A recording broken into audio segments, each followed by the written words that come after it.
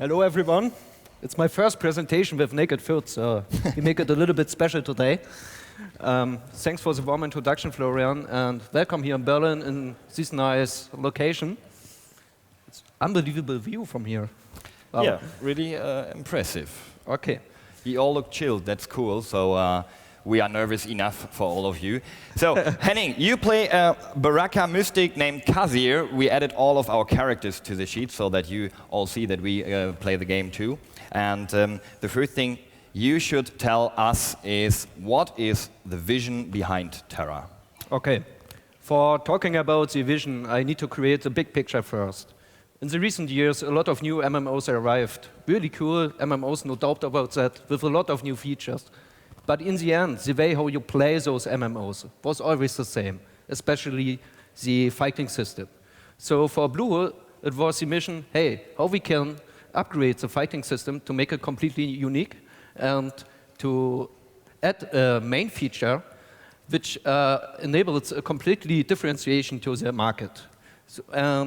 So they enabled the action-based combat system for, I would say, for breaking the old habits, the habits how you played games before, or breaking old mechanism.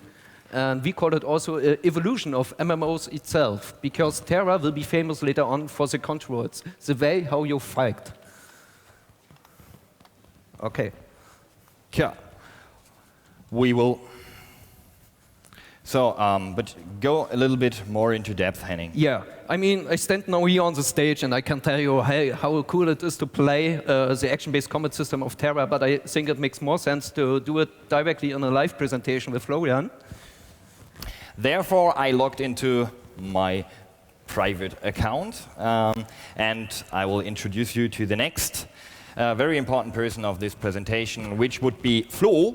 I'm Florian, this is Flo. Flo is my Aman Lancer, and we are going to show you the world of Tera through his eyes. And we are going to have some fights and to show you a region you never saw before. Yeah. So this is Westonia, a completely new area we haven't presented to you before. This is the second continent called Southern Tera. And as you can see, now it's a leveled 45 character, so Florian spent a lot of time on it. And he has already a cool-looking mount. Yeah, what should be also new to you guys, that's the first time we present the mounts in Tera. So you will have various kinds of mounts, not only this horse, we'll see another horse later on, and we'll have other models there too. So right now we're on the left-hand continent. So, Southern Tera. Yeah, Southern Tera. We are in a little city called Bleak Rock, and now heading straight towards Akarum, which is another little city located nearby. We are doing it via the so-called Pegasus system. Please introduce the Pegasus system to the editors. The cute, funny guy, it's a Popori, one of the unique races of Tera. Later on, we will give you more details on this. He is part of the Pegasus system. The Pegasus system is a transport system of Tera. Imagine that all cities and villages are connected to a network with flying mounts or winged mounts, however you like. And the objective was to establish a transport system which is good looking, you will see it now, really impressive, but also to shorten it any distance. So in Tera, you will be available to have access to all regions in less than 5 minutes. By the way, Florian, you have chosen the tank. Yeah. Would you tell our audience the first time you played Tera, how you perceive the game? Yeah, you mentioned that I have chosen the tank, and it's I always played the tanking class in MMOs. I really like it to be the big and heavy guy. So the first time I started Tera and being the Lancer was kind of a very impressive feeling, because it was the first time that I'm a real tank, that I feel like a real tank because of our collision detection. Yeah? You can stand in the first line of the battle, just put your bulwark to the ground, and no one can pass you if you don't want to.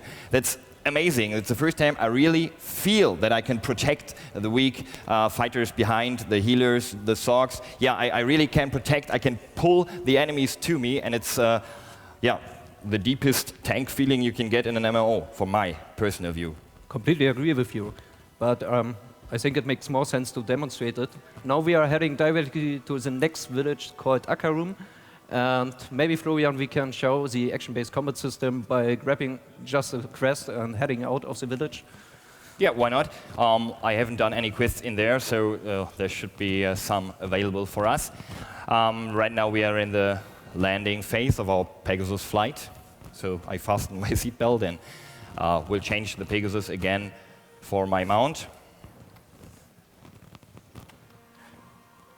There's a really small monitor down there. So now we're riding through Akarum. Akarum is also a small village with all things you need as an adventurer. It's a quest hub. It's also full of NPCs where you can buy your potions. And yeah, as we have seen, there is a Pegasus guy standing around. Let's see, somewhere around here should be our quest giver there. You see it? On the left.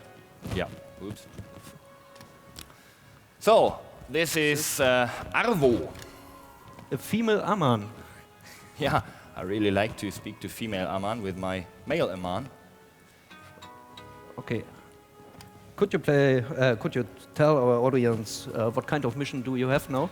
Yeah, we spoke to Arvo. I skipped the text, but I can say to you what she said. She said that she had lost her husband and her brother during a fight, and she's not sad because she's a man. She's very proud, but as a man, she needs revenge. She wants us to revenge the death of her husband and the loss of her brother. So we do have to kill the Bahir, or whatever they are called here, Bashir. Okay. So, go into combat now. So when Florian was riding the Pegasus, he told how he felt Tera. That he felt as a physical tank, as a real, I would say, mighty bulwark. Yeah. It's enabled by the collision detection inside the game, so the monsters are not able to run through Florian's character. And now, as you can see, he is fighting. And could you block? Yes. Again. Yeah, when he will hit me, when he will try to hit me, I'll block. Oh. As you can see, the monster runs freely around him and tries to hit him. Block. Yeah, this is possible because of the collision detection we mentioned before. He can't pass me, and I can block his attack. Okay. The second part of the action-based combat system is not that you only can block and run freely around, and also the monsters. Also, maybe you can recognize in the middle of the screen there's a small crosshair, like in a first-person shooter. Meaning, when Florian fights, he needs to aim actively on the monsters. If he don't have the monsters inside the crosshair, he will miss a target. As you can see, when I'm trying to miss it. So, yeah, I've got cooldown on my skills. So let's wait until they are done and I can show you again. So, if I aim not directly, I straight run away. Pay attention, the minions come. Yeah, so I will run. No, I've got enough HP, but I want to pull him back. You know the taunt from other games. Taunts are mostly screams, and the enemy runs to you. In Tera, we have got something more impressive. We can pull the mobs directly to us. Maybe you have also noticed there is no, what I call in other MMOs, a typical target lock. Meaning, you press tab or you click on a monster, then you have a small window open and the monster is corked in a window. And then you can hit on your numbers and all your spells goes directly to the target. In Tera is not the case. Each spell, each attack need to be aimed. Yeah, it's very difficult for me here. So I have to concentrate the whole time. I have to look what the monsters are doing. Okay, fortunately, I'm a tank. I can just go to the mobs and block every damage with my shield. But yeah, if I'm not a tank, if I don't have this massive bulwark, what do I do as a warrior, Sorg, or whatever? It's a good question. There are, of course, also classes, you will see them later, who don't have access to a shield skill or the block skill. The warrior, for example, that's a dual wield guy with two swords in the left and right hand. He is able to perform a dive roll out of the danger zone. Or the ranged damage dealers, like the sorcerer or the archer, they have access to a mighty jump backwards out of the danger zone to escape from the monsters attacking him. So in the end, you can say, okay, we have active block or dodging. We have no target lock. We have to aim on each hit. So in the end, I would say the Tera fighting system is more challenging than an other game. But being more challenged also means being more into the game. As Florian mentioned to the beginning, you really feel as a tank.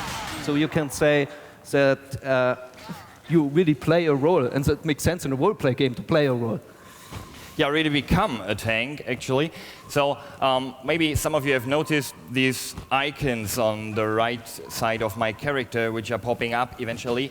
These are the normal icons of my skills, but it's from the system which tells me, hey, this could be the best to use next. So we can create some skill chains by using the skill the game offers us. So it's every fight becomes more dynamic. It's difficult. I have to watch my screen all the time to press the button in the right moment and the right button. So here, I can show it again. Now I need to start my combo attack, and after the third hit, I should get the next combo button. Yeah, and now I pressed too late and just jumped. Yeah. And you missed. Yeah, no, I strove him, I guess. So you can say that the fights in Tera, or to achieve a victory or get a lose in fights, it's nothing anymore depending so heavily on the items or the stats on the items. And also those, I would say, those random number generations you have with the probability, how much probability you have to have a block or a successful hit, those times are over. In Tera, your skill on mouse and keyboard or also on the game controller is more important. I guess I'm done with these guys. Yep. But Henning, what would the best combat system be if the enemy is just weak and standing around and just hitting me? So we also have to mention that there is an AI that is extraordinary. Yeah. The enemy AI from Tera is also completely different, meaning the monsters don't react each time in the same way, like in other titles. So each fight in Tera is completely different because the monster AI can't be predicted. They have access to a huge, I would say, skill set of different counterattacks, attacking the players. So we have a smaller video. Let's start it. Yeah, so the enemy tells what he is doing. So you can see by the action of the enemy that he is starting some skills. So he's raising his hand to throw something or stuff like that.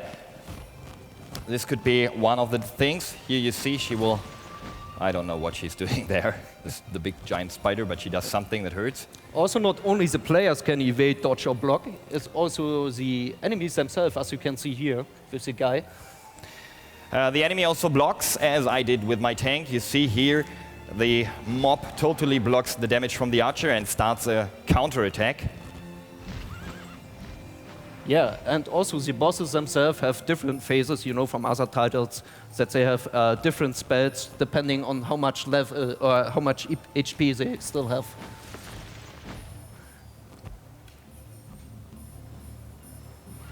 The enemy can also heal, which is probably the most annoying thing they can do, but they do. They heal their minions, they heal in groups. They will do everything to let your team die or their team to stay alive. And, sorry, this was an enrage. Of course, we have an enrage. The enemy is getting red and big, and then it will make more damage. And it summons minions, so sometimes it's the best advice to kill the big mob first, because that he can't respawn his minions afterwards. Well, What? Florian, you see this? Yeah. It's a beach area.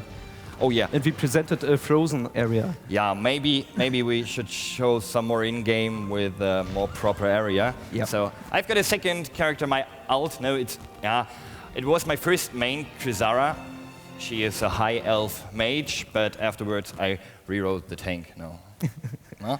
So Krizara stands in an area that would fit more to this extraordinary place. I would say it's kind of a Caribbean island, a very beautiful romantic coast.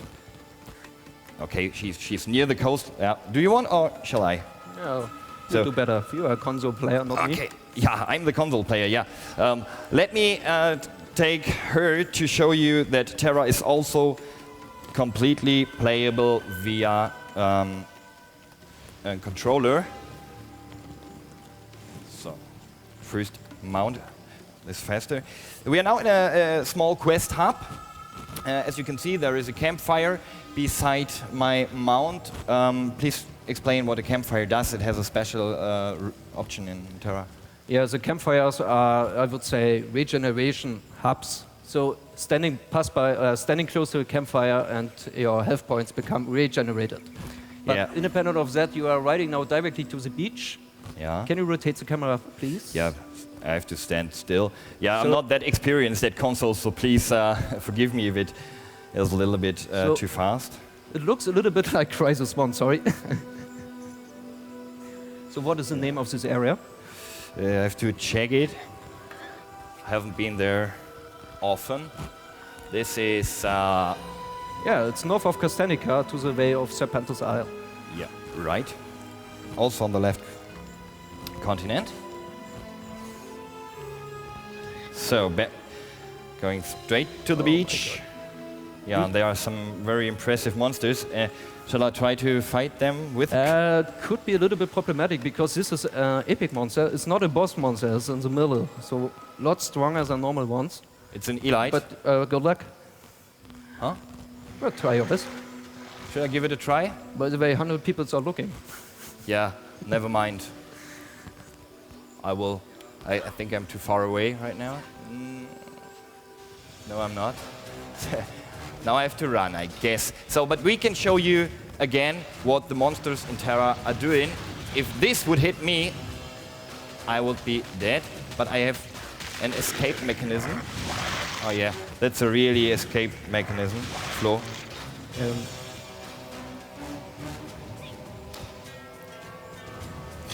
I won't get him. Yeah, as we said, it's an epic monster, but we just wanted to show you the beach here and that it's completely playable via the controller. Yeah, and I'm not that experienced, as I said before. Okay, let's return to the presentation because it's really important that we don't communicate Tera as an action game because Tera has the most thrilling action combat system of any MMO, but of course we still speak about an MMO and an MMO offers more. So as you can see, we have a unique universe. This is something I personally are really proud of it because I really like the amount of creativity, also the efforts the developer Blue Studios invested into designing the world of Tera.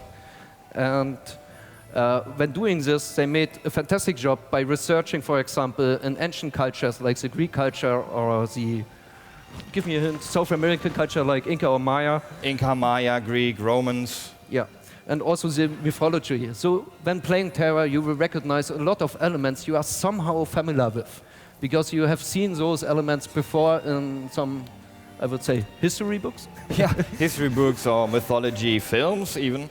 But let's mention something a few of you could know, but I'm pretty sure that not all of you have seen them. The other side of the universe, and these are the classes and races of Tera.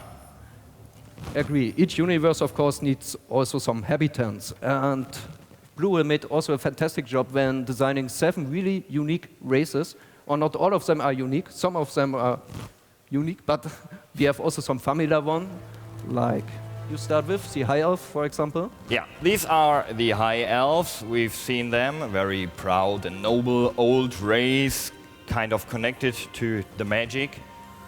Okay. Followed by the Baraka. The Baraka are really wise giants, I would say. They are more silent, but they are also the kind of intellectual habitants of the world of Tera. Yeah, these guys will stay calm. So we have the Popori. These are, yeah, the cute, funny guys, but they're much stronger than they look. Ziaman, you have seen before when Florian was playing. It's a very old but proud race, cocked over years or decades as slaves and escaped into freedom, and now the freedom is their highest goal they want to achieve. Afterwards, the Castanics, one of them you already met, and if you will participate to the party this night in the Adlon Hotel, you will meet another. And to the last, of course, the humans. Yeah, we don't have to say anything about humans, I guess. So let's select a class just to show you. Yeah. In Tera, we have currently 8 different classes, and really important to mention this, there are no classes or races restrictions, meaning you have access to 56 different class race combinations, and you have seen the animations when Florian was fighting, yeah? For each class and for each race, special animations are made. They show you the high investment value of that game. Yeah, so we have the Guardian classes, which are 2. The Lancer you already have seen, the big fat real tanks. No, she's not that big fat, but big fat armor wearing. And the Warrior, which is more like the off-tank guy and the stylish fighter, but he can also tank if he has to. Yeah, followed up by the Slayer, one of my personal favorite classes. The Slayer is a kind of strategic damage dealer, meaning he has a lot of positioning styles. He needs to attack from behind or from the flanks for having the best damage output. Yeah, also a melee fighter is the Berserker. Yeah, the Berserker is the opposite of the Slayer because he has no positional styles, but he has a lot of front damage and area effects. So just jumping into a group of enemies and slash them all. You have met a Sork. This is another one, the Sorcerer, the classical mystical damage dealer from the range. She is using ice effects, fire, the elemental stuff, you know. Yeah, and our rogue class, the typical archer, you know, from other games, so a ranged damage dealer. Then we have 2 kind of healers. I would like to introduce you to the Mystic before. He's kind of a hybrid. He can put some healing modes or mana modes to the ground, has minions, pets, can heal the group, can deal damage, can do everything a little bit. And the priest, of course, the typical healer. Each MMO needs a healer. yeah, and he or she, depends on what you take, is the full healer of the game. Yeah.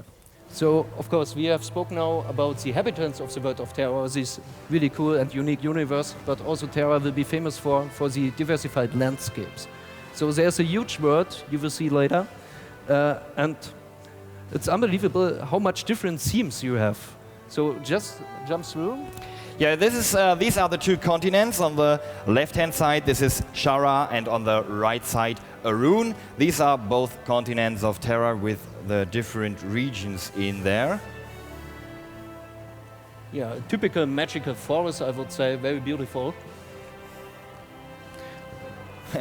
Some Netherlands guys here? Okay, this looks a little bit familiar to some of you coming from Northern Europe. Yeah, we have seen with his small trip to the huge crab, so these tropical beaches here. We have swamp-like areas, which are a little bit more dark, filled by mosquitoes, which you can see in the air because of the Unreal 3 engine Tera uses. Yeah, desert with really monumentals inside, old buildings, I would say it comes very close to the Roman Colosseum. Here the Incan or Maya references we spoke about before. Yeah, and followed up by these frozen ice world you have seen. But Henning, actually we are in the 2011, so let's not show only screenshots. Agree. Yeah, so we do have a video, a fly-through video too for, let me close that, fly-through video for the new continent for Shara.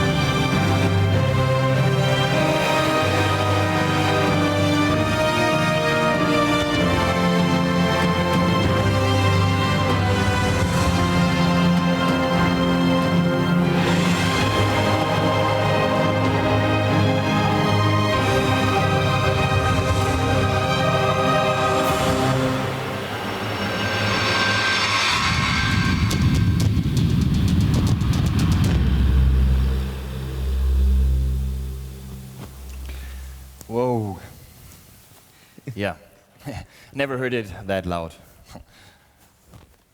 So, Henning, an MMO is not only graphics and only a combat system. We do need also content. We do also need things the players can do. What do we offer in Tera? Of course, it wouldn't be an MMO if you don't have the typical features each other MMO has. So also in Tera, you will find all those proven features you expect from such a title. For example, Florian. You do have, you do have PvP achievements, economy, quests. Let's show some Let's screens. stick point by point.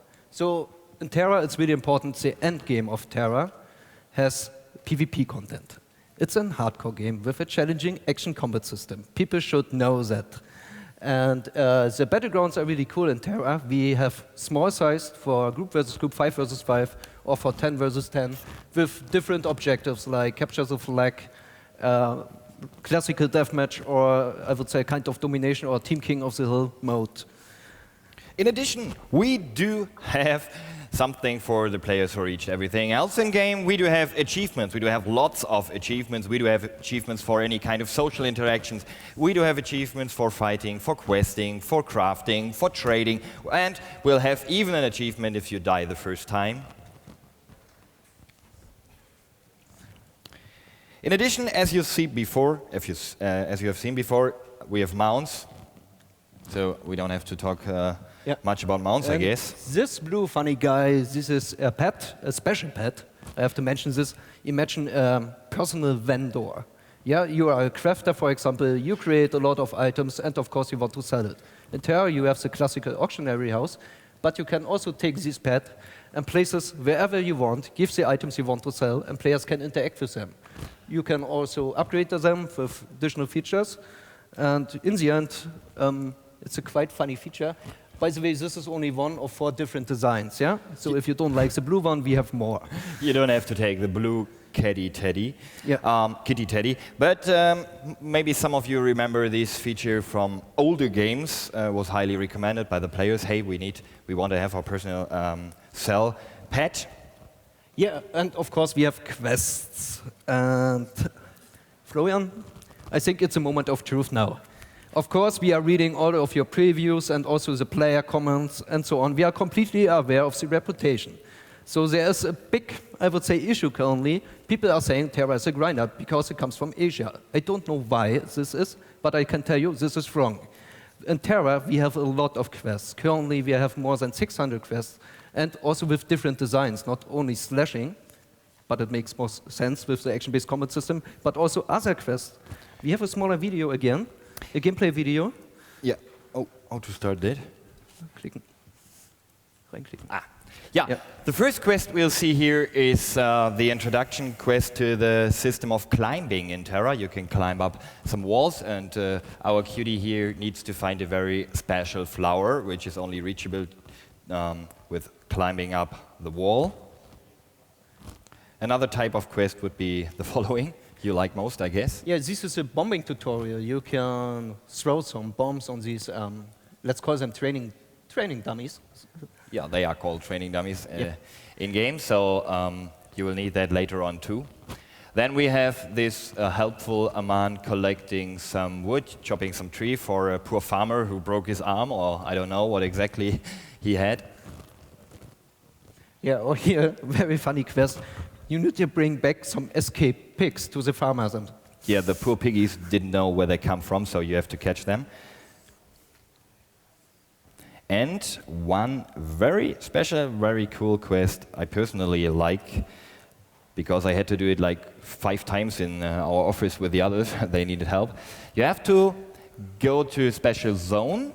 You can do it with a group, you can try it alone, as you like. And you have to make the final test before entering the open world of Tera. All these quests have been on the starting island. Here you have to protect little Sorsha for, I think, 8 minutes.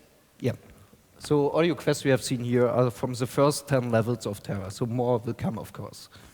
And it's very important to say, he mentioned it, hey, Tera is a grinder. No, it's not. You can reach the maximum level of Tera. You can earn every single experience point you need by doing only quest. You won't have to spend a minute with grinding. You can do everything with quests. Yeah. And, of course, we have more fighting quests than in other MMOs. But seriously, guys, I ask you to request yourself. If you own a game with the most thrilling and exciting action-based combat system, why not using it in fights? Because it makes fun. And maybe we should just change our gaming habits. So we have the best combat system, let's use it. Yeah, let's use the combat system. But if I earned every achievement, if I've done every quest, if I ruled every battleground, what is there to do left? And now we are proud to announce a very, very special feature.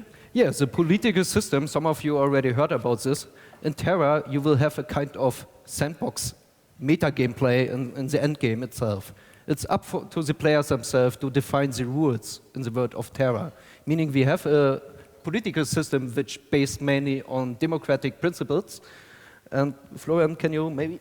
Yes. Yeah, so even every small town, as you can see here, in a region has its own Vanarch, which is kind of a lord. And out of all these Vanarchs, there will be elected Exarch. And the two main cities that we have in-game right now will be ruled by the Exarch, which are comparable to kings. And you really, really rule these regions if you are Exarch or Vanarch.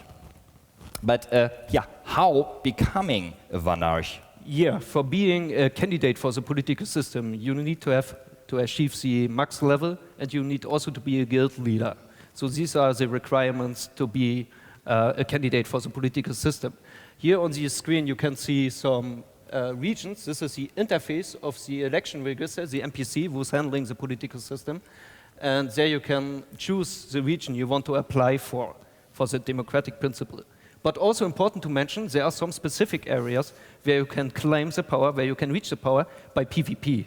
So I can go to that region, slay the guild that owns that region, and so claim the power of the former guild leader and become the Vanarch by myself. Okay. The question now is, what are the benefits of being a Vanarch or Exarch? Yeah, there are a lot of benefits if you are a Vanarch or even an Exarch. You will get, of course, a special mount, some kind of special armor, a special weapons. You will have the possibility to set server messages for your specific reason. You can even relocate NPCs. So if there is an instance in your special region that you are ruling, and you don't have an NPC there, and you say, hey, it would be very nice if there would be a potion vendor, you can relocate a potion vendor from a city to the instance entrance. You can even declare your own region to a PvP zone, or if it is already a PvP zone, you can declare it a PvE zone. Correct. And additionally, one of the most important features, or I would say possibilities, are the taxes. As a leader, you can adjust the taxes, independent if it's a skill trainer, or the crafting trainer, or normal vendors, or the auctionary fee, you can adjust it. So, but for doing this, you, I would say you need a kind of special currency, the so-called policy points. To gain those policy points, you will have to do some special quest, only enabled when you are a leader, or Exarch or Vanarch. So you have some, I would say, so-called Lord quests. So you can earn some policy points, and with those policy points, you are able to do the things we presented before. And additionally, you can earn some policy points by players' recommendations. So if you are a leader, of course, be polite and always nice to your population. Yeah, so don't just set the taxes to maximum. I guess you won't be re-elected afterwards, or I'm pretty sure. Let's come to the next point, Henning. That's the point I would like you to answer the question, why aren't we live with Tera? What is the future of Tera? Why are the Koreans playing and why are we not? Yeah, it's a good point. I have to start again from the big picture. we have different cultures. We have different gaming cultures. For example, the Asian gaming culture, the European, or also the American one. And each one are different. Different in the way how the players perceive the game, what they expect from a game, or how they want to play. So for bridging the gap between those cultures, some minor tweaks are necessary. Minor tweaks in the way how the lore or the background story becomes told, or also the quest text becomes rewritten. Of course, the typical localization. So Tera will have in the Antilles Europe French, English, and German voices or text. And both of them, actually. Also, the NPCs will talk in the specific language. Yeah, and some minor tweaks in the gameplay itself, so some balancing issues. And you can imagine that this needs some time, but it's not everything bad to wait for Tera, because, Florian? Yeah, as we mentioned before, we are raising the number of quests so that we can guarantee the fact that you will reach the maximum level without grinding. And of course, there is a big Korean update starting this time, and we will have the content of the Korean update in our release content. Also, we'll have a lot of improvement in these patches. We'll have a big balancing and bug fixing. We'll have more additional content, additional features. Can you give us a few examples? Stick at the content first. Okay. So we will have 10 new zones, 4 new dungeons, new skills, new boss monsters. And now let's come to the features themselves. We will have battleground ranking for the PvP players. And something I personally really like, you can recolor the armor. As we have seen, the armors are already really pretty in Tera, but now you can customize them more. You will learn about more about that in the graphics panel later on. Same model, same armor, but different color. And also a really cool feature I personally like, because I'm a crafter, you can craft weapon effects, like the famous burning sword or a lance with an ice effect. So here are actually, some your samples weapons how will it looks glow? like. Yeah, so your weapons will glow when you're riding into the battle, and he will do this, this profession to make other weapons glow. So, Henning, the next thing we can announce to you is a very special thing. We signed a new partnership, and we are enormously proud to present the distributor. Our partner for distribution in Europe for Tera will be Ubisoft, one of the most experienced, one of the world's greatest distributors. You can say they are the leading, or one of the leading global distributors. Yeah. So Ubisoft will bring Tera to the European markets, and so we established a really cool network or setup with Ubisoft, Bluehole, and us for bringing you Tera. Yeah, bringing but you without Tera. mentioning the release date. No, I'm sorry. No release date today. Yeah, no dates for you. Thank you very much. Thank you, Henning, and let's all wait for this. Yeah, the first look on the European cover of Tera. This is the way how we want to communicate Tera as a really colorful game. Thank you. Yeah, thank you, Henning, for giving us this fantastic glimpse into the world of Tera. Please give it up for Henning Schmidt, Product Manager. Thank you. Yeah, thanks, Henning. And I would like to bring Marco Neubert back to the stage, who will give you some additional information. Come up, Marco. Who will give you some additional information regarding your panels, what we'll eat, and I don't know exactly. Okay, so just add a few things. The Kastanik, Vonya, will be here at the stage for 30 minutes to take photos. So if you want to take a photo,